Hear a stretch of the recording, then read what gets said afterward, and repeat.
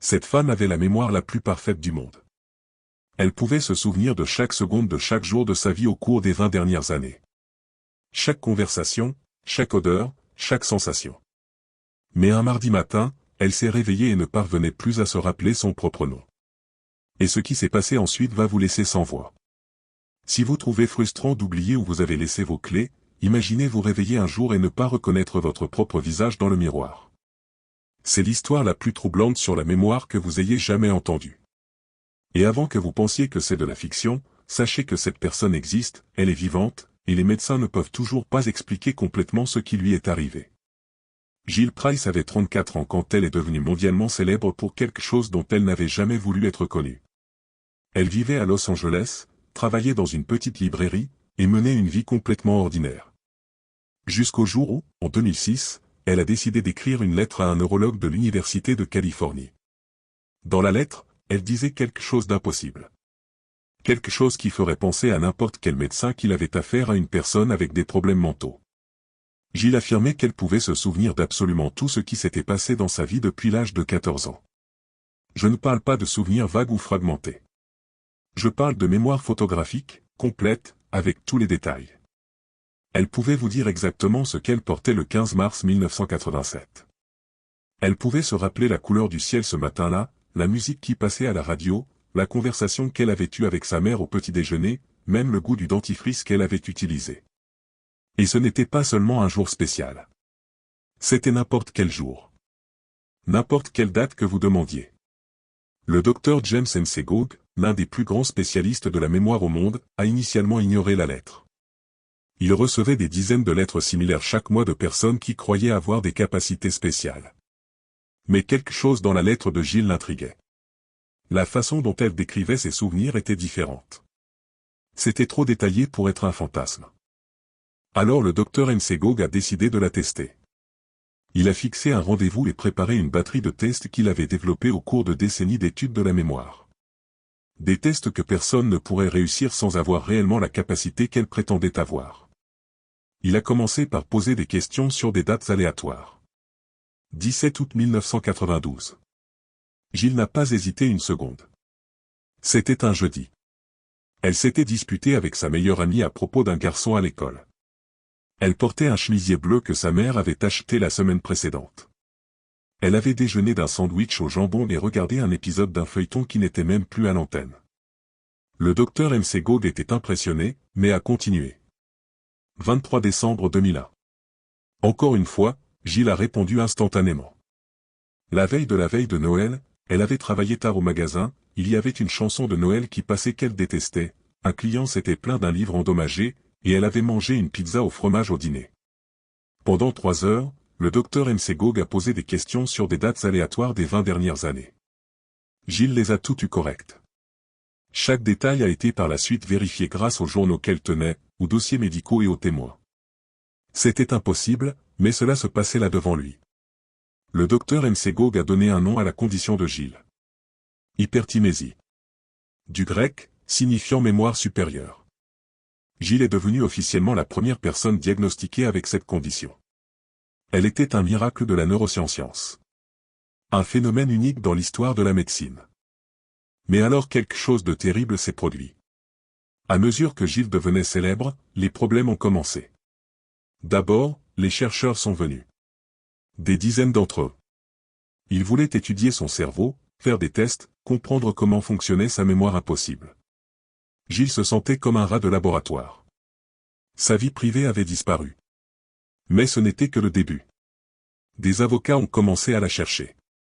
Ils voulaient qu'elle témoigne dans des procès. Après tout, elle avait une mémoire parfaite. Elle pourrait se souvenir de conversations, d'événements, de détails qui pourraient décider de cas valant des millions. Jill refusait. Elle voulait juste retourner à sa vie normale à la librairie. Et puis sont venus les plus troublants. Des personnes qui voulaient qu'elle se souvienne de choses terribles. Des familles de victimes de crimes voulaient qu'elle se rappelle des détails d'événements traumatisants auxquels elle avait assisté. Des demandes désespérées arrivaient quotidiennement par courrier. Des gens la suppliant d'utiliser sa mémoire pour les aider à trouver justice. Jill a commencé à réaliser que sa mémoire parfaite était en fait une malédiction. Elle ne pouvait rien oublier. Ni les disputes, ni les humiliations, ni les pertes, ni la douleur. Chaque mauvais moment de sa vie était gravé en détails cinématographiques dans son esprit. Alors que les gens normaux oublient graduellement les mauvaises parties et se souviennent des bonnes, Gilles revivait tout avec la même intensité du jour où c'est arrivé. Elle a commencé à développer une anxiété sévère. Puis est venue la dépression. Son esprit était constamment bombardé par des souvenirs qu'elle ne pouvait pas contrôler. C'était comme avoir 1000 télévisions allumées en même temps dans la tête, toutes montrant des moments différents de sa vie. Les médecins ont essayé d'aider, mais comment médicamenter quelqu'un dont la condition était unique au monde? Il n'existait pas de protocole, il n'existait pas de traitement. Gilles était seul avec sa mémoire parfaite et troublante. Et puis, un mardi matin de 2008, Gilles s'est réveillé et quelque chose allait complètement mal. Elle s'est regardée dans le miroir et n'a pas reconnu la personne qui la regardait en retour. Ce n'était pas qu'elle avait oublié à quoi ressemblait son visage. C'était comme si elle n'avait jamais vu cette personne de sa vie. Elle a essayé de dire son nom à voix haute, mais les mots ne sortaient pas. C'était comme si son esprit savait qu'elle devrait savoir, mais l'information n'était tout simplement pas là. Gilles a couru au salon et a vu des photos d'elle-même sur les murs, mais c'était comme des photos d'une étrangère. Une étrangère qui pour quelque raison inexplicable vivait dans sa maison. La situation est devenue plus bizarre quand elle a réalisé qu'elle pouvait encore se souvenir de tout sur toutes les autres personnes. Elle savait que sa mère s'appelait Carole, qu'elle était née à Cleveland, qu'elle avait une cicatrice au genou gauche de quand elle était tombée de vélo à 7 ans. Mais elle ne pouvait se souvenir d'aucune interaction qu'elle avait eue avec sa mère. C'était comme si elle était une observatrice invisible de la vie des autres personnes, mais que sa propre existence avait été effacée. Quand sa mère est arrivée pour lui rendre visite ce matin-là, Gilles l'a reconnue immédiatement. Elle savait tout sur Carole. Mais quand Carole l'a embrassée et a dit « Bonjour, ma fille », Gilles n'a absolument rien ressenti. Il n'y avait pas de connexion émotionnelle, pas de reconnaissance de relation. C'était comme être embrassé par une actrice jouant sa mère dans une pièce de théâtre. Les médecins ont couru pour l'examiner. Ils ont fait tous les tests imaginables. Résonance, tomographie, examen neurologique complet. Le cerveau de Gilles était physiquement normal. Il n'y avait aucun signe de trauma, d'AVC ou de lésion. Mais quelque chose était arrivé à sa mémoire autobiographique. La partie de la mémoire responsable de former notre identité personnelle avait simplement disparu.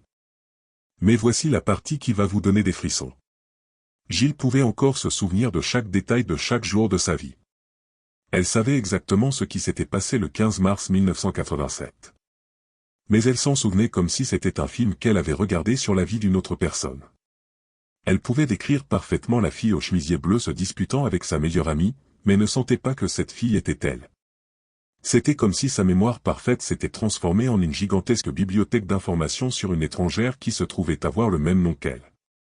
Elle pouvait accéder à toutes les informations, mais ne pouvait pas sentir que ses expériences lui appartenaient. Le docteur M.C. Goad était perplexe. Dans toutes ces années d'études de la mémoire, il n'avait jamais vu quelque chose comme ça. C'était comme si le cerveau de Gilles avait complètement séparé la fonction de stockage d'informations de la fonction de création d'identité personnelle. Elle était devenue une spectatrice de sa propre vie. Au cours des mois suivants, une découverte encore plus troublante a émergé. Grâce à des examens cérébraux détaillés, les médecins ont découvert que l'hippocampe de Gilles, la région du cerveau responsable de la mémoire, fonctionnait à une vitesse anormale. C'était comme s'il travaillait 24 heures sur 24, 7 jours sur 7, à capacité maximale depuis des décennies. Le docteur Sarah Chen, neurobiologiste qui s'est jointe au cas, a fait une analogie qui a glacé le sang de tous dans la salle. Elle a dit que c'était comme si le cerveau de Gilles était un ordinateur tournant à 100% de sa capacité pendant 20 ans consécutifs. Et comme toute machine surchargée, éventuellement quelque chose brûlerait. Dans le cas de Gilles, ce qui avait brûlé était sa capacité de se connecter émotionnellement à ses propres souvenirs. Son identité personnelle avait été littéralement écrasée par la surcharge d'informations. Mais l'histoire devient encore plus étrange. 3 mois après avoir perdu son identité, Gilles s'est réveillé un autre mardi matin et tout était revenu. Elle s'est regardée dans le miroir et s'est reconnue. Elle a dit son nom à voix haute. Elle a ressenti de l'amour pour sa mère à nouveau. C'était comme si quelqu'un avait simplement rallumé un interrupteur dans son cerveau. Le docteur M.C. Goad et son équipe étaient complètement perdus. Comment l'identité de quelqu'un peut-elle simplement disparaître puis revenir sans aucune intervention médicale? C'était comme si le cerveau de Gilles avait fait une maintenance automatique puis redémarré normalement. Mais quand ils ont testé sa mémoire à nouveau, ils ont découvert quelque chose d'encore plus bizarre. Gilles pouvait encore se souvenir de tout d'avant de perdre son identité. Et maintenant elle pouvait aussi se souvenir parfaitement des 3 mois où elle ne savait pas qui elle était. Elle se souvenait de comment c'était de ne pas se reconnaître dans le miroir. Elle se souvenait de la sensation d'embrasser sa mère sans rien ressentir. Elle se souvenait de savoir tout sur sa propre vie mais de sentir comme si c'était à propos d'une étrangère. C'était comme si elle avait vécu comme 2 personnes différentes dans le même corps. La Gilles avec identité et la Gilles sans identité. Et maintenant elle pouvait accéder aux souvenirs des 2 parfaitement. Les médecins ont publié le cas dans les plus grands journaux scientifiques du monde. C'était un phénomène complètement nouveau. Jamais auparavant quelqu'un n'avait complètement perdu l'identité personnelle en maintenant toutes les autres fonctions cognitives intactes, puis tout récupéré sans explication. Aujourd'hui, 6 ans plus tard, Gilles vit encore avec sa mémoire parfaite. Elle peut encore vous dire exactement ce qui s'est passé n'importe quel jour des 25 dernières années.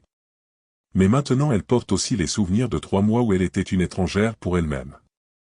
Elle dit que parfois, quand elle est très fatiguée, elle a encore l'impression de regarder un film de sa propre vie au lieu de la vivre. Le docteur Mcgog a découvert 59 autres personnes dans le monde avec l'hyperthymésie. Mais aucune d'entre elles n'a vécu l'expérience de Gilles. Elle continue d'être unique même parmi les uniques. Mais voici ce qui va vous empêcher de dormir ce soir. Le docteur Mcgog m'a dit dans une interview exclusive qu'il existe une théorie sur ce qui est vraiment arrivé à Gilles. Une théorie qu'il n'a pas encore publiée parce que les implications sont trop terrifiantes. Il croit que l'esprit de Gilles n'a pas perdu son identité par accident. Il croit que c'était une tentative désespérée du cerveau de se protéger.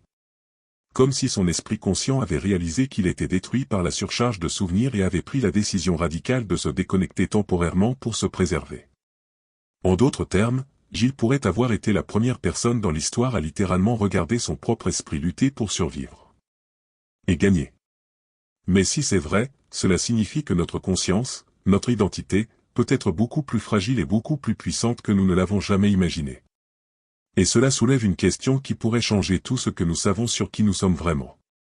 Si Gilles a réussi à déconnecter volontairement son identité de ses souvenirs pour survivre, cela signifie-t-il qu'il y a d'autres personnes dans le monde qui font la même chose maintenant, sans le savoir? Des personnes qui pourraient vivre comme des étrangères d'elles-mêmes et ne même pas s'en rendre compte? Et plus troublant encore, si notre esprit peut faire cela une fois, il peut le faire à nouveau. Gilles pourrait se réveiller demain et encore une fois ne pas savoir qui elle est. Sauf que cette fois, peut-être qu'elle ne reviendra pas.